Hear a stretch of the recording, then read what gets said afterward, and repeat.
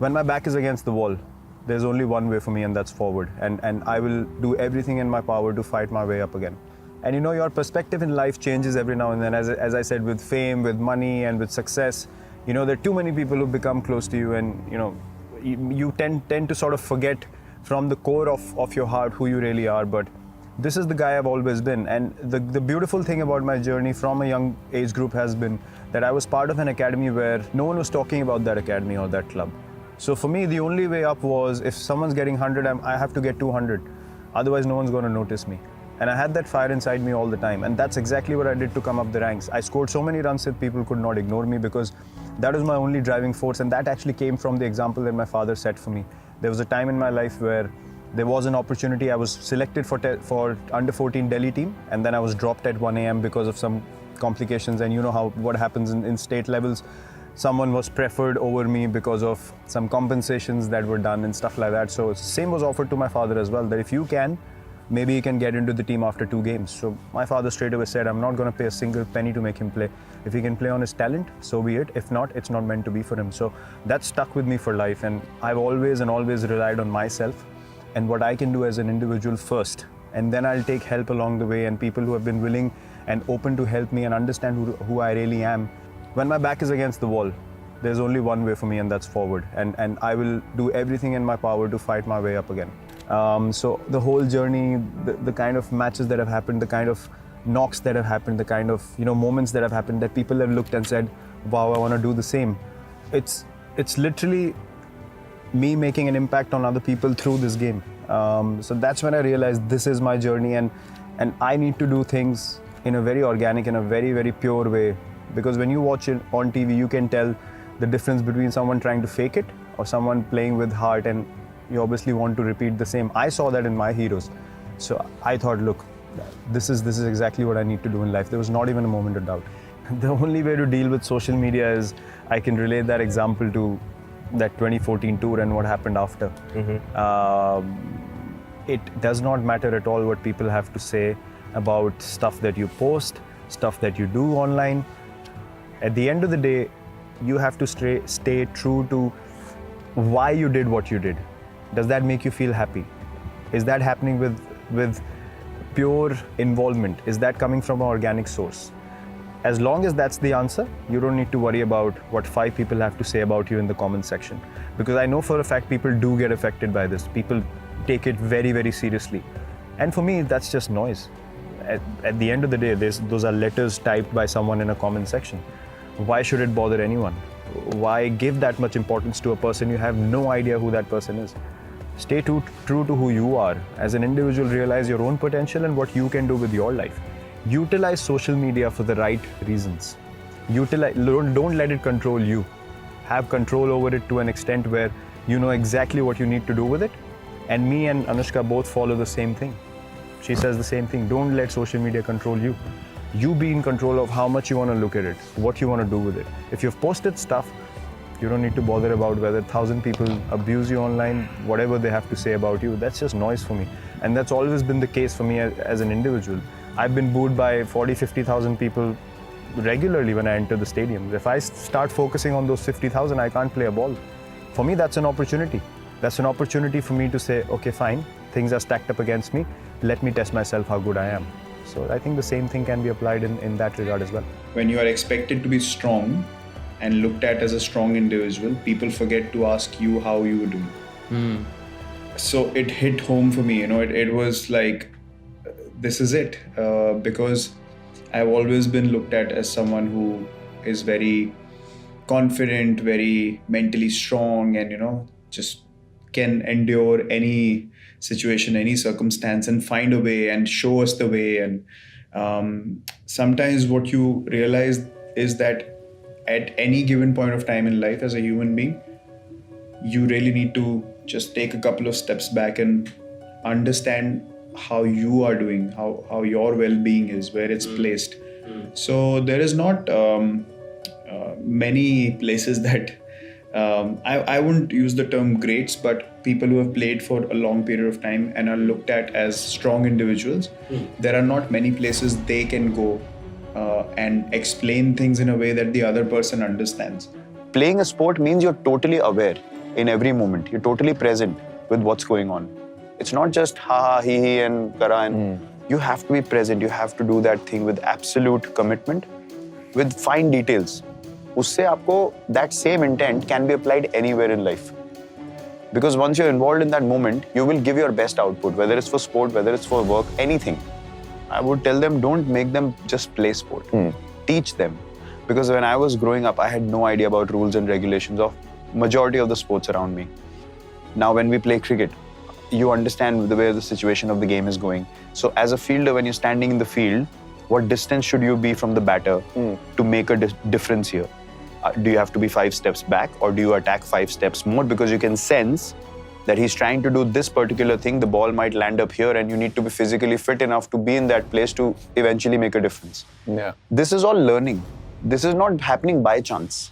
It's not only fun and games. So what the important thing is to teach them the small details of what it means to play a sport.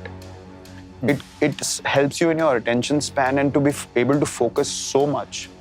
It's so underrated, and people don't actually realize this about sport a lot of the times. That's why the people who end up playing sport at a higher level, आप किसी से भी पूछोगे, they are absolutely precisely focused and present in the most stressful moments. वो तो आप कहीं भी apply कर सकते हो life में. So you start preparing accordingly. आपकी senses इतनी ज़्यादा develop हो जाती हैं that you start becoming intuitive. I'm not kidding. I mean, through playing sport, I've become so intuitive because once you start perceiving the situation कि यार ये कैसा होगा, where would the situation lead to, and you always have that, you know, little bit of insight कि अपनी gut feel से आपको कई चीजें feel होती हैं कि ऐसा करना चाहिए. And once you follow it and it happens, then you start trusting it in every situation, whether it's with people, whether it's with sport, whether anything, whether you're driving, you always get कुछ तो होता है कि oh, you know, I need to be careful here. So अपने आप ही आप थोड़ा. So all these things, my senses started developing way more after I started understanding how sport is played, because मेरा उधर passion था. It was something that I absolutely loved doing, so I learned it very differently. For me, it was not fun and games. See, leadership, I learned from many people. I learned a lot from MS because I played majority of my career under him, the initial years. But in general, I feel leadership is firstly to be able to take responsibility for yourself. Right? If you can't take responsibility for yourself or for your own space or for your own well-being, hygiene, whatever it is, you cannot take responsibility for any other person. I had this tendency in me to follow my heart and to go for things naturally. Was the reason why I could urge everyone else around me to go for it and tell them, it's fine. Trust me, it'll be okay. Because I've experienced it. You know, it's not like I'm reading it off a book and saying, come on, we have to play with positive intent. I felt it, I've been there. I've succeeded, I've failed, I've learned from failures, but that has not stopped me from trying again. So it is when you get rid of the insecurities you have as an individual, you'll be able to become firstly your own leader in your own space, and then be able to take responsibility for the others as well. So that if things go wrong, because the one thing that stops us from realizing how good we can be is failure, is insecurity, right? कि खराब हो गया तो, out हो गया तो, pass नहीं हुआ तो, job नहीं मिली तो, you know, CV गया, अब क्या होगा, पता नहीं क्या होगा, what if it doesn't go through, is the reason why you never really fully commit to it. So at a level where you realize, okay, I have tried this, I have seen ups and downs with it, now I can tell these people, go for it, I'm here. If it goes wrong, I'll take care of it, but don't stop trying. One thing I learned from MS and other people that I've seen lead also, you cannot make everyone happy all the time. This is the absolute truth. And why that happens is because certain individuals will not buy into the intensity of what you're saying immediately. So they try to find their own comfortable ways, which you have to ignore, because the vision is priority. It's not saying कि मैं ऐसे चलाने वाला हूँ. नहीं, मुझे responsibility दी गई है. ये plan है, क्योंकि ये plan मुझे लगता है कि हमें top पे पहुँचाएगी. अब ये हमारा path है. अब किसी को आपने बोलना है भागो. We are not making the most of our time. You eventually want to enjoy yourself. All these small things matter. To get that guy around in a different way. But the goal is the same. He has to run, he has to run. लेकिन ये नहीं आप बोल सकते कि मैं तो नहीं करूँगा. क्योंकि वहाँ पे पहुँचने के लिए कोई दूसरा, तीसरा, चौथा, पांचवा, 6 लोग आपसे 10 गुना मेहनत करने को ready हैं. So I have no shame in accepting that I have made many mistakes when I was a captain. But the one thing I know for sure, that I never did anything for my own selfish motives. That I can take guarantee of that from day one to the last day.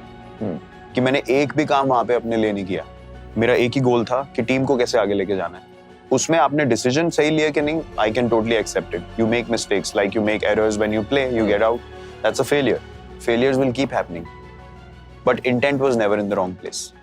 So I can absolutely take guarantee of that. और जब तक वो आपका सही जगह पे है, you will make mistakes, but you will learn from them. As I said, you will not then start shying away from making mistakes.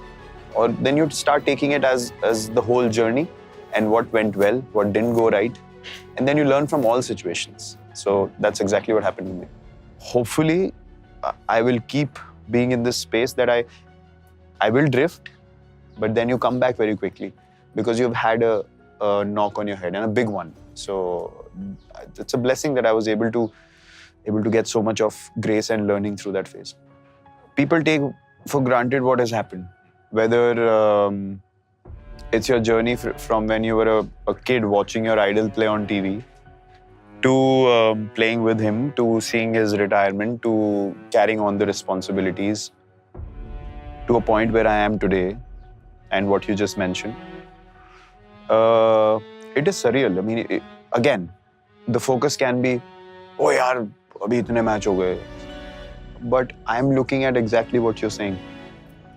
I know when I used to be on a scooty going around playing games and trying to make a mark. I don't forget those days. I can still feel it.